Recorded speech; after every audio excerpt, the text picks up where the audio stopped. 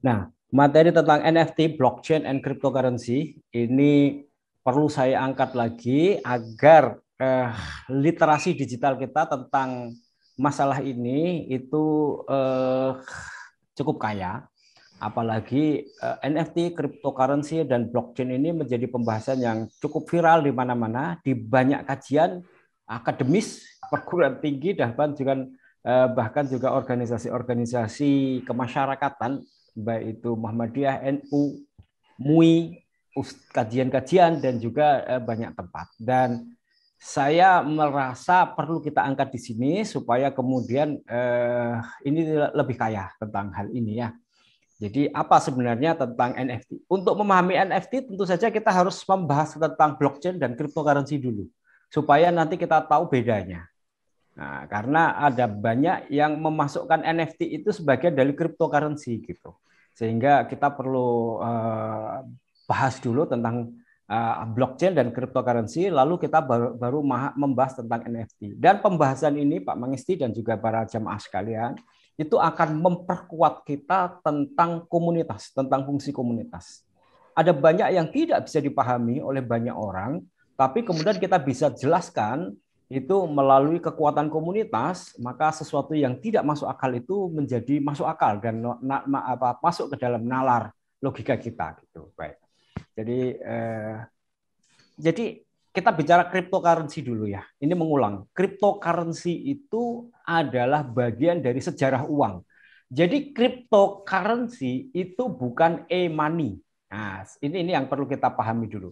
E-money itu sudah kita kenal lama. Seperti misalnya kita kenal dengan e-wallet atau bahkan e-money yang kartu itu atau e-money yang ada di handphone. Misalnya kita punya Klik BCA, kita punya Klik Mandiri, kita punya BRI Mobile. Nah, itu e-money ada di situ. Jadi uang rupiah atau uang dolar yang kemudian disimpan dalam bentuk digital. Nah, itu kita sebut sebagai e-money. Jadi itu sebenarnya rupiah, uang rupiah yang tercatat di dalam digital, nah, secara fintech, di dalam fintech.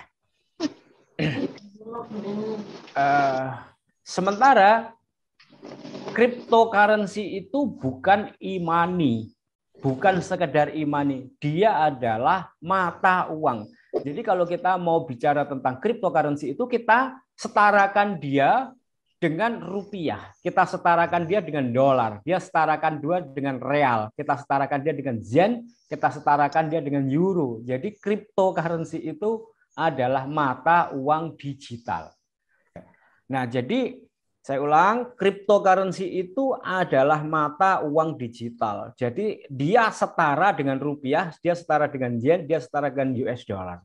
Nah, kalau rupiah, dolar, yen itu mata uang dunia nyata. Jadi kita ini berada di Indonesia rupiah, kita berada di Amerika US dollar, kita di Jepang yen. Nah, cryptocurrency itu mata uang di dunia maya, di dunia digital. Jadi itu adalah jenis mata uang. Nanti macamnya macam-macam. Ada Bitcoin, ada Ethereum, ada Dogecoin, ada macam-macam. Nah itu. Nah jadi itu bagian dari sejarah mata uang. Nah, oke, barter. Lalu kemudian barter itu merepotkan karena harus ketemu orang. Aku butuh beras, aku punya ayam. Harus ketemu dengan orang yang punya beras dan butuh ayam. Kalau nggak ketemu, ya muter-muter nanti kan gitu. Nah, lalu kemudian disederhanakan dengan komoditi money, garam pada waktu itu yang dipakai. Jadi kalau saya pergi ke pasar, pokoknya saya beli garam, maka garam itu bisa saya tukar apa saja. Saya butuh ayam juga bisa, saya butuh tukar dengan beras bisa, saya tukar panci bisa, saya tukar wajan bisa. Nah, itu sejarah money, komoditi money, dulu garam. Tapi garam itu tidak praktis karena garam itu naik kesiram air jadi berkurang. Jadi kemudian wah ini kurang praktis. Nah, sebenarnya sebagai alat tukarnya dia udah praktis mau ditukarin apa saja. Lalu muncullah kemudian uang logam, metallic money yang kemudian kita mengenalnya sebagai emas dan perak. Dan kemudian ya, kemudian uang kertas, uang logam itu kemudian berubah juga ya menjadi kurang praktis karena kalau dalam jumlah besar itu kan susah bawanya. Jadi kalau misalnya jumlahnya besar sekali kan uang emas maupun perak pun nanti seperti korun itu nanti nyimpannya juga susah, bawanya kemana susah. Lalu kemudian muncullah uang kertas. Uang kertas itu dulu itu selalu diukur dengan emas sebagai wakil. Ini loh kalau emasnya sekian, nilainya sekian kan begitu. Jadi dia tetap sebenarnya standarnya adalah emas, tapi kemudian dirupakan mata uang kertas, standarnya emas. Nah itu nanti kemudian sedikit ada berubah. Lalu kemudian bisa juga menjadi uang giral, lalu terakhir menjadi uang elektronik, e-money. Nah itu tadi yang saya sebut sebagai e-money itu klik BCA, klik BRI Mobile, Mandiri, kemudian e-wallet, e-money, kartu. Nah itu dia masih bagian dari uang kertas itu. Nah, yang kita bahas cryptocurrency itu bukan itu. Dia itu adalah mata uang digital. Jadi dia adalah mata uang ya gitu. Mata uang di dunia digital. Ada Bitcoin ya, ada kemudian Ethereum, ada kemudian itu macam-macam. Nah, sejarahnya bagaimana? Sejarahnya ini adalah dimulai dari adanya internet. Internet ini menjadi penghubung manusia di seluruh dunia seperti ini. Nah, dunia tanpa batas muncullah sebuah wilayah dunia tanpa batas yang kita sebut dengan netizen, di mana kemudian muncul sebuah status manusia baru yang tidak mengenal batas wilayah. Kalau dulu kita mengenal Indonesian citizen, Singapore citizen, kemudian American citizen, kemudian negara-negara yang lain, maka sekarang muncul namanya netizen. Dia warga dunia internet. Dia di mana saja itu maka dia adalah dalam satu community, dalam satu wilayah yang dinamakan wilayah internet atau kita menyebutnya sebagai netizen. Nah, netizen ini terbagi-bagi di dalam negara-negara punya mata uang sendiri-sendiri. Nah, lalu kemudian netizen itu merasa kita perlu punya mata uang bersama bagi perdagangan yang terjadi di internet, yang terjadi di wilayah secara dunia tanpa batas itu. Jadi ini wilayah baru tanpa batas. Nah, mereka yang ada di netizen itu membentuk sebuah komunitas, walaupun tidak seluruhnya. Itu membentuk komunitas, lalu komunitas ini itu berpikir, bagaimana kalau kemudian kita membuat mata uang yang berlaku di antara kita. Nah, gitu idenya. Yang berlaku di mana kemudian mata uang itu sama di seluruh dunia, di dunia internet. Apakah orangnya itu di Indonesia, di Singapura, di Jepang, di Amerika, pokoknya kita menyepakati sebuah mata uang, yang mata uang itu bisa kita gunakan transaksi antar kita. Karena mereka itu sebenarnya menginginkan sebuah sistem ekonomi baru yang mereka tidak puas atau muak dengan sistem ekonomi dunia yang menurut mereka itu tidak adil. Di mana kemudian dulu itu uang itu kan diperjanjikan berdasarkan standar emas yang saya ceritakan tadi dengan perjanjian yang namanya Bretton Woods di tahun 1944, di mana kemudian ada uang kertas yang disepakati baik dolar, baik rupiah, baik yen maupun macam-macam itu dia dicetak berdasarkan standar emas, yaitu kalau di kita lihat the conference established the World Bank set the gold standard $35 an ounce itu sebagai standar untuk membentuk mata uang. Tapi kan kemudian perjanjian Bretton Woods ini bubar gara-gara Amerika itu berkhianat. Amerika pasca Perang Dunia Kedua itu menjadi kekuatan politik dan militer terkuat. Lalu kemudian dia berperang dengan Vietnam, membutuhkan uang yang begitu banyak, sementara cadangan emasnya tidak cukup. Lalu dia justru mencetak uang semau-maunya, melampaui cadangan emasnya, dan itu menyebabkan negara-negara lain itu protes, sehingga kemudian Perancis menarik ya cadangan emasnya. Nah, Spanyol juga menarik cadangan emasnya. Kemudian negara-negara lain juga menarik cadangan emas yang disimpan di Fort Knox. Dan ini kan sebenarnya cadangan emas yang digunakan sebagai standar. Negara itu boleh memiliki uang sesuai dengan cadangan emasnya. Tapi Amerika ugal-ugalan dan kemudian dia mencetak uang semau-maunya. Dan kemudian anehnya ini yang kemudian menjadi kemuakan dari para netizen itu tadi adalah justru US dollar itu menjadi standar karena kemudian dia mencetak uang sebanyak-banyaknya, tapi US dollar itulah kemudian dipakai sebagai standar perdagangan dunia. Nah, sehingga kemudian terjadilah floating yang kemudian uang kertas itu menjadi nggak ada standarnya. Standarnya distandarkan pada apa? Karena kemudian standarnya udah nggak dipakai. Jadi Amerika itu kemudian bisa mencetak semau-maunya, tapi karena dia punya kekuatan ekonomi dan militer yang kuat, maka kemudian negara-negara lain itu tergantung pada dia, kan gitu. Sehingga ini menyebabkan tidak masuk akalnya mata uang yang kemudian menurut netizen ya, ini saya membahasakan bahasa yang dipakai oleh para netizen yang menginginkan mata uang bersama yang tidak berstandar pada mata uang kertas.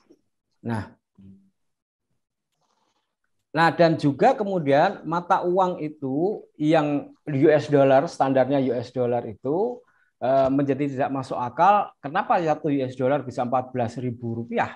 Kenapa bisa sekian yen? Kenapa bisa sekian ringgit? Nah, itu kan nggak masuk akal. Tetapi US dollar itu menjadi sentral, centralized seperti ini. Sehingga kemudian ya rupiah, ya yen, ya macam-macam itu kan selalu standarnya ke sini. Jadi kemudian dia ini menguasai. US dollar ini menguasai. Karena dia menguasai, maka dia bisa menentukan nilainya sendiri dan menentukan nilai mata uang yang lain. Nah, ini yang kemudian membuat para netizen itu tidak suka. Maka kemudian para netizen itu ingin keluar dari centralized ini, membuat sebuah platform yang decentralized. Nah, bentuknya blockchain. Nah, blockchain ini adalah standar decentralized. Jadi ide dari blockchain itu tidak ada server standar. Tidak ada server pusat. Tetapi dia meletakkan server itu ada pada blok atau node-node atau titik-titik. Siapa saja boleh menjadi punya server seperti server di pusat itu. Fungsinya persis seperti server di pusat itu. Sehingga kemudian server pusat itu ada di mana-mana. Nah, sehingga otoritasnya itu tidak dimiliki oleh satu. Otoritasnya itu dimiliki oleh setiap orang yang mempunyai server dan terkonek sama blockchain itu, maka dia akan berfungsi persis seperti server di pusat. Jadi, mata uang itu dikontrol secara bersama. Tidak ada yang punya otoritas tunggal. Nah, itu ide dari blockchain. Sehingga kemudian muncullah blockchain itu, yang kemudian blockchain itu masing-masing node itu akhirnya dia berbentuk komunitas. Nah, misalnya negara, orang, kelompok tertentu, nah gitu, atau bahkan perorangan. Nah, maka kemudian ini kita bisa juga ambil sebagai rantai komunitas. Nah, contohnya begini, simpel aja ya, simpel aja. Contohnya begini.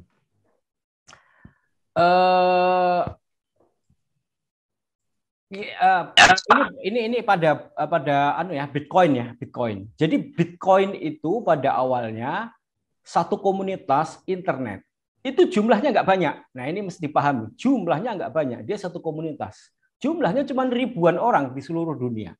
Tapi dia menyepakati untuk membuat mata uang bersama di internet. Yang mata uang itu kemudian dia sepakati dengan teknologi blockchain. Kenapa? Karena dengan teknologi blockchain itu, maka kita sudah menggeser server yang ada di pusat itu bergeser kepada blok-blok atau node-node, semua orang bisa memiliki server pusat. Nah, fungsi server pusat itu adalah dia ledger, buku besar kalau dalam istilah akuntansi. Jadi, misalnya kemudian kita menyepakati nih, kita pakai mata uang namanya Bitcoin. Oke, kita cetak Bitcoin itu disepakati oleh komunitas itu 21 juta jumlahnya. Tetapi yang 21 juta itu akan disimpan ke dalam satu catatan, tapi yang dikeluarkan itu 1 juta dulu. Nah, jadi tersimpan 20 juta, yang 1 juta itu kemudian dikeluarkan. Nah, 1 juta itu akan dibagi kepada anggota komunitas. Oke, masing-masing anggota komunitas kamu bisa membeli 1 Bitcoin itu Rp50 pada waktu itu di tahun 2009. Nah, harganya Rp50. Maka kemudian 1.000 orang itu membeli masing-masing. Ada yang membeli 10, ada yang membeli 100, ada yang membeli 1.000, ada yang membeli 10.000. Kenapa? Karena cuma Rp50 dan waktu itu mereka kan berpikirnya untuk memiliki koin, yang koin itu hanya bisa digunakan antar mereka saja. Nah, dan untuk jual beli antar mereka saja, ya kan gitu. Jadi idenya cuma kayak begitu. Maka kemudian tersebarlah Bitcoin itu sebanyak 1 juta kepada ribuan orang komunitas itu yang tersebar di antara sekian negara. Nah, kan kemudian muncul pertanyaan, loh, lah kalau saya punya 100, saya punya 1.000, saya punya 10.000, apa yang menyebabkan menjamin bahwa kemudian saya nggak menambah sendiri? Nah, itulah yang kemudian dimunculkan namanya kriptografi. Kriptografi itu adalah sistem pengaman yang tidak mudah dipecahkan sehingga orang itu tidak bisa menambah-nambah sendiri. Nah, di server yang terbagi di dalam setiap node itu kemudian memiliki catatan yang sama. Jadi misalnya tadi itu Amir memiliki jumlah sekian, katakanlah memiliki 10, maka ya tercatat di servernya Budi, servernya Cecep, servernya Damar, servernya Eko, tercatat Amir itu memiliki 10. Nah, begitu juga Budi memiliki 21 misalnya, maka itu tercatat di semua server. Jadi istilahnya ledger atau buku besar itu tercatat sama di semua server. Siapa memiliki berapa itu tercatat. Nah, ini itu dikunci dengan kriptografi yang tidak bisa diubah. Nah, gitu. Sehingga kemudian otoritasnya itu tidak diserahkan kepada server pusat atau otoritas keuangan pusat, tetapi otoritasnya itu diserahkan pada sistem pengaman yang namanya kriptografi.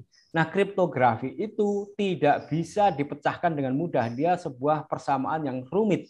Sehingga kemudian begitu terjadi perubahan catatan pun, kemudian semua server melakukan perubahan.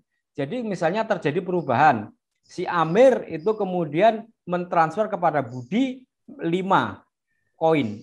Maka kemudian Amir tinggal memiliki 5, Budi kemudian memiliki 15. Nah, catatan itu terbagi merata di semua server. Nah, terbagi merata di semua server. Sehingga kemudian tercatat bukan hanya di server pusat, tapi di semua server. Dan ini menyebabkan dia tidak bisa merubah.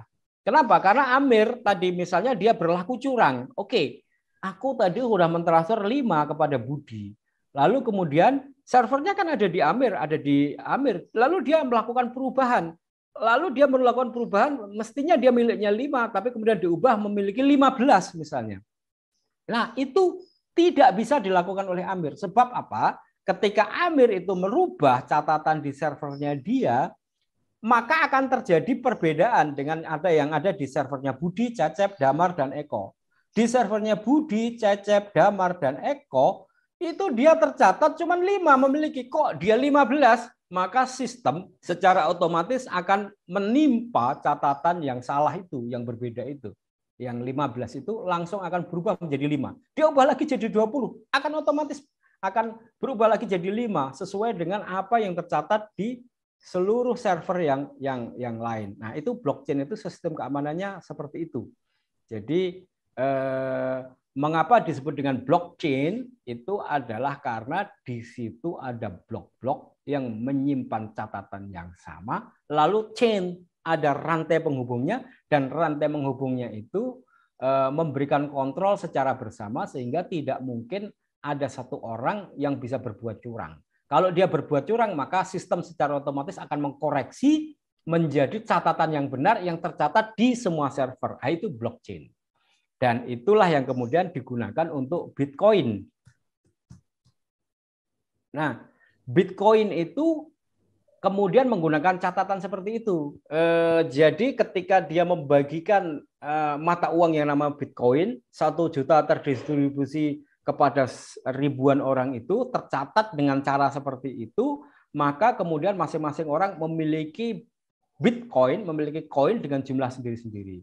Nah, ini dibuat oleh seseorang dalam sebuah komunitas yang kemudian komunitas itu menamakan dirinya ya Satoshi Nakamoto. Jadi Satoshi Nakamoto itu bukan nama orang. Satoshi Nakamoto itu nama kelompok di dalam komunitas itu yang menciptakan sistem blockchain dan kriptografi yang memindahkan otoritas keuangan dari bank sentral atau server pusat kepada server di setiap node, setiap orang, atau istilahnya peer to peer. Jadi setiap orang itu kemudian memiliki otoritas. Otoritasnya dia tidak bisa dilakukan sendiri kecuali dengan kesepakatan bersama. Apa yang terjadi itu harus terjadi di semua dengan cara yang sama. Maka kemudian ini menjadi aman kriptografi itu. Nah, kenapa Satoshi Nakamoto itu menyembunyikan diri nama orangnya? Karena mohon maaf, ini untuk mengamankan diri. Karena apa yang sedang dia lakukan itu adalah melawan sebuah otoritas keuangan dunia. Otoritas keuangan dunia itu adalah otoritas yang mengontrol negara-negara besar. Dia mengontrol Amerika, dia mengontrol dengan sistem keuangannya itu.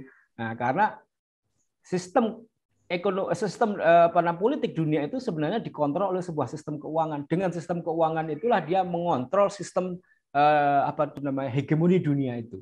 Nah, jadi dia akan tentu saja melawan sebuah sistem hegemoni dunia yang sangat besar, yang tentu memiliki kekuatan yang menakutkan. Oleh karena itu, dia menyembunyikan diri dengan nama Satoshi Nakamoto. Itu bukan nama orang, tapi nama sebuah kelompok orang di dalam komunitas itu tadi. Nah, alasan mereka mengapa membuat Bitcoin itu adalah karena dia muak pada sistem keuangan dunia yang dikuasai oleh sekelompok orang itu tadi ya. Nah, lalu dia ingin menciptakan mata uang internet, mata uang bersama yang berlaku bagi seluruh dunia, bagi anggota netizen. Berlaku di seluruh dunia tanpa dikontrol government. Nah, ini dia. Jadi dia kalau uang rupiah itu kan dikontrol oleh government. Nah, lalu government itu bergantung kepada government yang lebih kuat. Nilai mata uangnya itu bergantung kepada negara itu lebih kuat mana dibandingkan dengan negara pengontrol kan gitu. Dan ini tidak jelas standarnya kan gitu. Nah, lalu kemudian ia ingin mata uang itu mudah ditransaksikan dan diakui di seluruh dunia. Nah, jadi ini kan melakukan pengambil alihan terhadap otoritas keuangan dunia ini. Itu makanya berbahaya. Lalu kemudian aset digital, dia menjadi aset berharga secara digital, sehingga ketika kita simpan, itu kemudian bisa ditukar dengan barang. Dan kalau dia bisa ditukar dengan barang, maka dia berlaku menjadi aset yang berharga. Aman dan mudah dipindahkan. Jadi kalau saya mau pergi kemana saja, itu nggak perlu membawa uang yang cukup banyak, apalagi emas yang cukup banyak. Nah, cukup orangnya pergi, lalu diakses di tempat di mana, maka bisa ditukar dengan barang yang berharga. Nah, itu keinginannya. Nah, kemudian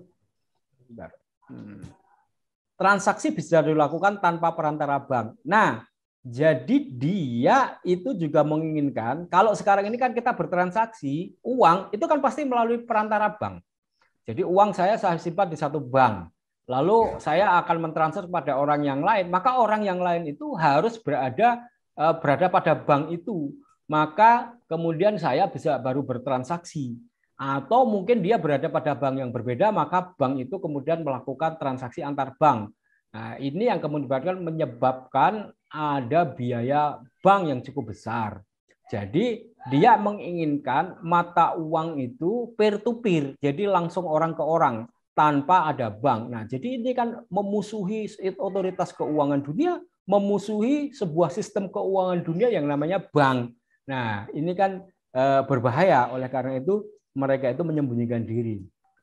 Dan memang pada kenyataannya kemudian nanti dia dimusuhi. Nah, sekarang bagaimana mata uang Bitcoin itu mulai berlaku? Nah, mata uang Bitcoin itu di komunitas itu ketika mereka membeli satu Bitcoin Rp50 itu selama 1 tahun itu tidak pernah ada transaksi. Nah, lalu kemudian di antara komunitas itu bertanya-tanya, uang Bitcoin yang kita miliki ini ada nilainya nggak? Bisa nggak kita belikan satu barang? Nah, lalu kemudian ada orang yang menjadi anggota dari komunitas itu, dia berjualan pizza. Bisa. Engkau beli pizza saya, kamu kirimkan Bitcoin kamu ke saya, nanti saya kirimkan pizza ke kamu. Nah, kan sederhana sekali. Nah, jadi cuman terjadi kesepakatan dalam komunitas. Maka kemudian ini orang namanya Hanazi, itu kemudian mengirimkan 10.000 Bitcoin pada medio Mei 2010. Nah, Bitcoin itu diluncurkan pada 2009.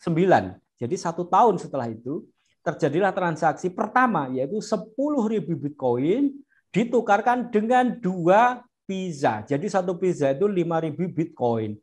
Duanya ini berarti 10.000. Kalau sekarang itu satu Bitcoin harganya 400 juta. Sekarang kan satu Bitcoin 400 juta. Maka berarti harga pizza ini kan 4 triliun ini. Satu pizza itu berarti 2 triliun ini. Iya kan? Ini kan pizza termahal di dunia. Karena pada waktu itu harga Bitcoin masih rendah sekali. Nah, ini menyebabkan sebuah berita yang sangat besar dalam komunitas itu, hanya komunitas itu aja. Mereka saling mengatakan, Bitcoin bisa digunakan untuk membeli barang. Ini dia, bisa beli pizza. Maka kemudian anggota komunitas yang lain yang punya toko online kemudian menerima Bitcoin. Nah, lalu kemudian mereka bisa membayar untuk membeli sesuatu dengan Bitcoin. Nah, ketika itulah kemudian harga Bitcoin naik. Kenapa? Karena barang yang dia Bitcoin yang selama ini dia simpan ternyata bisa ditukarkan dengan barang, jadi menjadi punya nilai. Nah, inilah yang kemudian di dalam komunitas itu tersiar kabar bahwa Bitcoin yang dia miliki itu punya nilai. Ini narasi namanya. Narasi dibangun sampai kemudian mereka menyadari bahwa Bitcoin yang mereka beli dengan harga murah itu sekarang bisa ditukarkan dengan barang di komunitas itu. Dan kemudian karena narasinya itu berkembang pesat, maka harga Bitcoin itu naik. Puncaknya terjadi kepada anggota komunitas namanya Elon Musk, punya pabrik mobil namanya Tesla. Dia mengumumkan dia menerima Bitcoin untuk membeli Tesla. Pada saat itu harga Bitcoin 1 BTC itu naik menjadi 900 juta. Jadi untuk membeli mobil Tesla itu cukup dengan 2 BTC, 2 Bitcoin, karena harganya sudah menjadi 1,8 miliar. Dan itulah menyebabkan harga Bitcoin naik. Nah, ini menyebabkan, ini narasi yang dibangun. Narasi yang dibangun dalam komunitas itu, kemudian harga Bitcoin naik. Itulah kira-kira gambaran kesepakatan yang terjadi sehingga kemudian Bitcoin. Nah, lalu kemudian setelah muncul yang namanya Bitcoin atau cryptocurrency, itu dia disebut sebagai people money. Kenapa? Karena dia diterbitkan oleh people dan masing-masing people punya otoritas melalui server yang terkoneksi. Dia disebut people money. Nah, sekarang kita mengenal 3 mata uang. Government money, yaitu mata uang yang berlaku di masing-masing negara, rupiah, US dollar, yen, ringgit, real, rupiah, dan lain sebagainya. Lalu ada gold money. Gold money itu emas, yaitu emas dan perak. Nah, jadi sekarang ada 3 mata uang. Nah, mata uang yang disebut people money inilah yang kemudian yang disebut sebagai cryptocurrency. Karena dia menggunakan sistem blockchain dan kemudian menggunakan sistem pengaman, otoritas keuangannya itu terletak pada kriptografi yang terletak pada semua server, di mana semua server bisa memecahkan kriptografi itu, maka dia bisa mengotorisasi transaksi. Nah, udah gitu aja. Ya. Nah, ini kemudian berkembanglah kemudian di dunia ini gonjang-ganjing. Wah, lah kok ada uang yang berlaku di seluruh dunia dan uang itu tidak dikontrol oleh government, tidak dikontrol oleh Bank Dunia, tidak dikontrol oleh bank. Maka terjadi gonjang-ganjing yang menggonjang dominasi hegemoni keuangan dunia. Lalu kemudian ada kontroversi di sekian negara, ada yang melarang. Ini negara-negara yang melarang. Kemudian ada yang membatasi, ya, termasuk Indonesia itu membatasi. Cina itu pada awalnya juga membatasi ya sebelum melarang. Lalu kemudian ada yang melegalkan. Nah, yang melegalkan itu negara-negara yang cukup besar seperti Jepang, seperti UK, Jerman, ya, Singapura, ada Hong Kong. Nah, kalau di negara yang melarang ini orang memiliki Bitcoin, lah ya dia tinggal pergi aja ke sini. mencairkan, menukarkan uangnya kepada yen, kepada mata uang yang berlaku di negara ini, selesai. Maka kemudian ya, di sini menjadi rugi. Kenapa? Karena kemudian mata uangnya bisa berpindah ke sini atau terjadi capital flight, dan ini kemudian menjadi gonjang-ganjing dunia. Artinya mata uang itu kemudian di negara yang melegalkan ini dan negara yang membatasi ini berlaku. Ya, kalau yang di negara yang kemudian di sini ini bisa digunakan sebagai mata uang, bisa langsung membeli dengan Bitcoin. Kalau yang membatasi ini dia tidak bisa digunakan sebagai mata uang, tapi dia gunakan sebagai aset, persis seperti emas. Jadi kalau di Indonesia itu kita punya Bitcoin, maka Bitcoin itu boleh kita miliki dan tidak melanggar hukum karena dia kita anggap sebagai aset, diatur melalui Bapepti. Lalu bagaimana kalau kita gunakan untuk membeli? Nah, mata uang Bitcoin kita itu kita tukarkan dulu kepada rupiah, baru kita beli mobil. Mata uang Bitcoin itu kita tukarkan rupiah, baru kemudian kita beli rumah. Nah gitu, bedanya antara yang melegalkan dan membatasi. Nah itu cryptocurrency, Bitcoin pada awalnya. Yang kemudian setelah berkembang, Bitcoin itu ada banyak, karena Bitcoin itu sistemnya masih tradisional dan cara kriptografinya itu terlalu rumit sehingga menghabiskan listrik. Maka kemudian muncul Ethereum, muncul Dogecoin, muncul Ripple. Nah, sekarang udah muncul ribuan altcoin istilahnya ya. Istilahnya altcoin itu maksudnya cryptocurrency selain Bitcoin. Ini tadi memang kita tidak membahas hukum ya, tapi saya membahas tentang pemahaman dasar tentang cryptocurrency, blockchain dan NFT. Nah, kalau hukum ini sebenarnya kita sudah bahas juga ya, tapi saya mengacu kepada ustadz-ustadz yang saya mengikuti kajiannya dan berdiskusi dengan beliau, misalnya Ustadz Hadi Hidayat, Ustadz Somad, dan juga beberapa ustadz yang di ISMI itu pernah dibahas, Ustadz kayak Imron Mawardi, Dr. Imron Mawardi, itu Ketua Masyarakat Ekonomi Syariah, hukumnya masih belum halal. Ya, kenapa? Karena dia masih nilainya itu tidak ada underlying-nya, jadi dia floating.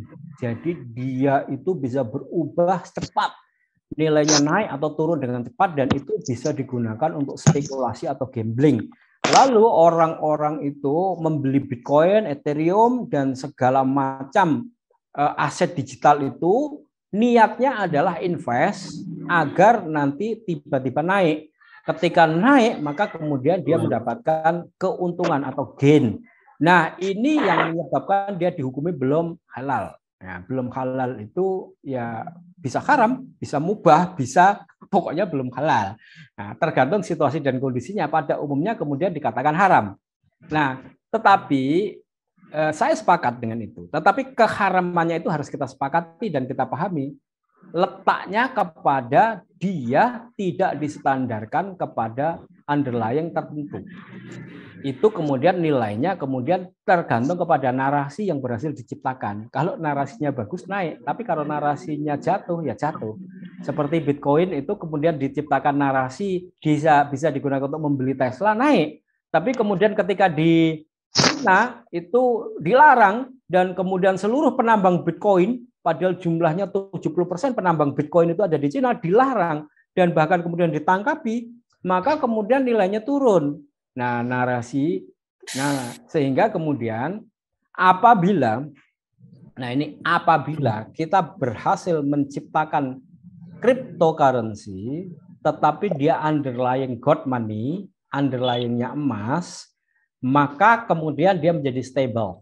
Ya, koin Bitcoin, Ethereum itu kita sebut sebagai unstable coin. Jadi nilainya naik turun bisa digunakan untuk spekulasi dan itu berarti gambling, judi, maisir, makanya kemudian diharamkan.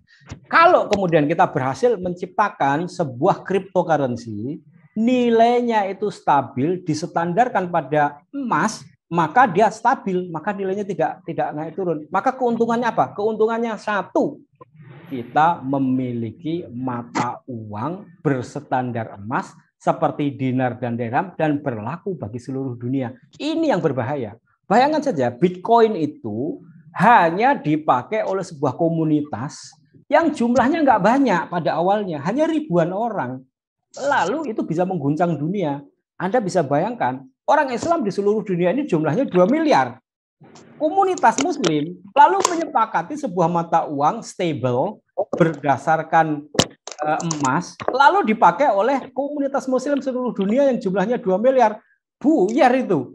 Itu yang namanya sistem keekonomian dunia yang dihegemoni oleh US dollar itu buyar. Menghadapi Bitcoin yang komunitasnya itu hanya ribuan, lalu mereka menyepakati, lalu di antara mereka itu kemudian digunakan, antara mereka saja, jumlahnya nggak banyak awalnya, lalu kemudian berkembang ya karena kemudian viral, lalu orang ikut-ikutan dalam komunitas itu.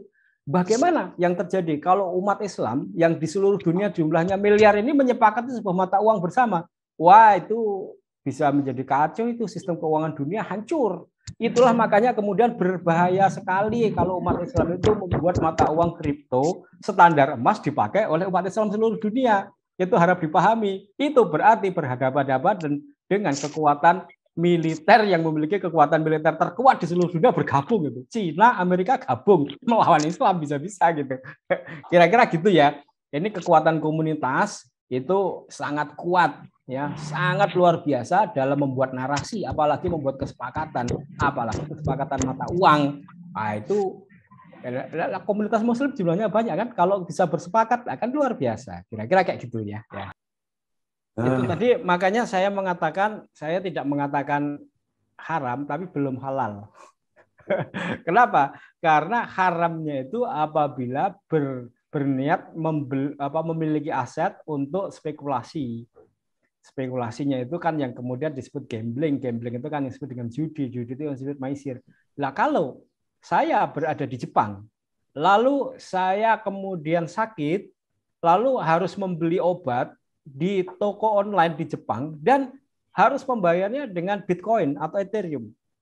Lalu saya menukarkan uang saya dengan apa itu namanya, kriptografi, cryptocurrency itu untuk membeli obat itu. Masa itu haram? Nah, itu makanya tadi saya bilang belum halal. Belum halal itu dia bisa mubah, bisa juga haram, tergantung kepada case-nya kan. Tergantung kepada case-nya. Nah, kalimat belum halal itu juga menjadi pertanyaan. Kenapa kok belum halal? Apakah satu saat bisa halal? Ya, itu. Ya bisa kalau kemudian memenuhi syarat. Dan itu kita diskusi dengan Ketua Masyarakat Ekonomi Syariah, Kiai Dr. Imron Mawardi, setuju. Jadi haramnya itu karena nilainya fluktuatif dan bisa digunakan untuk gambling. Kalau kemudian nilainya dia stabil, distandarkan pada underlying emas, maka dia bisa halal. Dan itulah peluang kita. Itu makanya saya juga agak tadi di awal saya mengatakan, ini kita agak kacau kalau kemudian memasukkan cryptocurrency, NFT, dan lain sebagainya itu di dalam pembahasan ketika kita membahas tentang fenomena crazy rich. Nah, itu kan crazy rich, lalu yang dimasukkan di dalam pembahasan kok cryptocurrency, NFT. Lah itu kan saya bingung gitu. Iki ya apa ceritanya kok kemudian orang yang crazy rich itu dia tidak main kripto kok. Dia tidak main kripto. Dia bermain judi dengan menggunakan trading tipu-tipu. Nah, kan gitu. Tipu-tipunya itu ya bahkan ya ada skema Ponzi dan bahkan benar-benar hanya sebuah tipu-tipu seperti judi dadu biasa kan gitu. Nah, jadi saya mengharapkan literasi digital kita itu muncul supaya jangan sampai kemudian membahas cryptocurrency itu keharamannya itu disamakan dengan keharaman gambling, keharaman fenomena crazy rich. Ini saya lebih mengatakan belum halal karena dia itu masih unstable. Kalau dia stable, distandarkan pada mata uang apa itu namanya gold money, yaitu emas perak, maka kemudian kita akan mendapatkan solusi di mana kemudian kita memiliki mata uang bersama bagi komunitas Muslim seluruh dunia. Dan itu sebuah kekuatan yang luar biasa, menakutkan bagi siapa saja. Dan oleh karena itu, maka kemudian saya khawatir narasi-narasi atau framing-framing yang diciptakan untuk menutupi pemahaman kita tentang kripto sebuah peluang bagi bersatunya umat Islam dalam mata uang ini kemudian menjadi tertutup karena kemudian narasi yang diciptakan cryptocurrency dimasukkan sebagai sebuah tipu-tipu. Nah, itulah Pak Mangisti, Pak Sagus yang kenapa saya ingin mengangkat lagi supaya narasi literasi digital kita itu lebih mapan, lebih kaya sehingga kemudian kita bisa menempatkan mana yang benar-benar monkey bisnis dan mana yang sebenarnya bisa kita pahami sebagai sesuatu yang belum halal. Netizen seperti Satoshi Nakamoto dan komunitasnya saya anggap berhasil. Lah dia bukan muslim. Dia bercita-cita membuat mata uang bersama bagi netizen di seluruh dunia berlaku sama, berhasil. Ya, tapi standarnya dia bukan muslim. Nah, sekarang muslim, bagaimana kemudian membuat cita-cita yang sama, tapi kemudian ada standar syariahnya sehingga kemudian dia halal. Mampukah? Itu tantangannya gitu. Kira-kira menurut saya begitu. Pak Masih, terima kasih.